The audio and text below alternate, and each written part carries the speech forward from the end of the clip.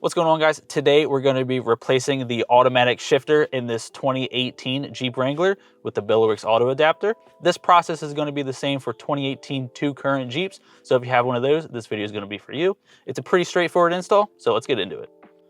All right, so the first step is going to be removing the boot from the shifter. We do advise using a trim removal tool.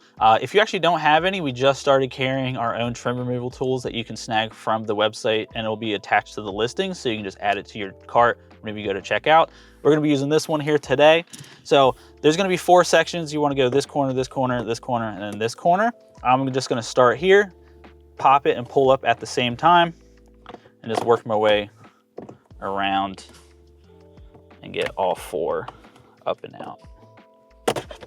Once the trim and the boot is released, you're going to lift it up and it's going to reveal a T25 Torx screw that we're going to need to remove. Just be careful to keep your fingers under it in case this does fall. You do not want to lose it into the abyss.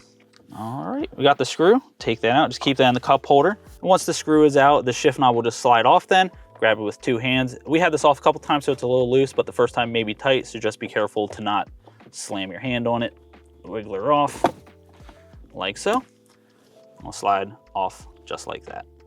So now we need to separate the boot from the shift knob itself, and it is a 2-piece here, so you can see the boot collar actually clips onto the shift knob. It's held in with 2 tabs, 1 on each side. So you're gonna take a small flathead, you're gonna push in and pry down while pushing down on the boot and trim, kind of doing a motion like this.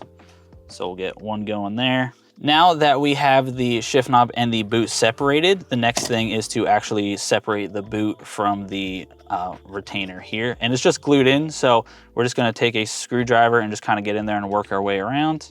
Sometimes you can just take it and just grab it with your thumb. It's a little bit easier.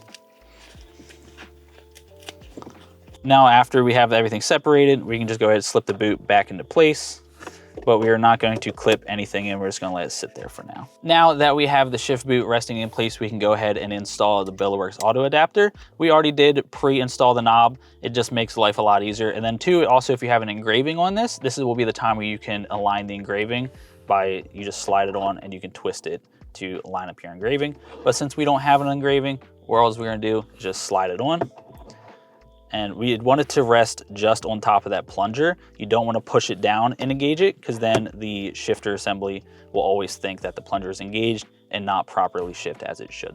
So now that's just sitting on top, we're going to go ahead and tighten up the set screws.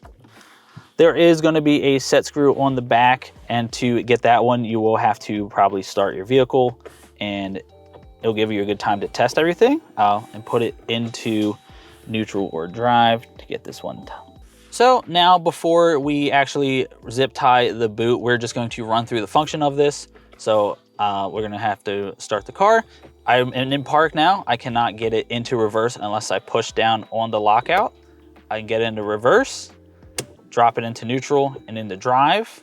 From here, I can go back up to neutral, but I should not be able to get into reverse. So unless I push down on the lockout like so, I also cannot get into park unless I push down. So it's functioning as it should.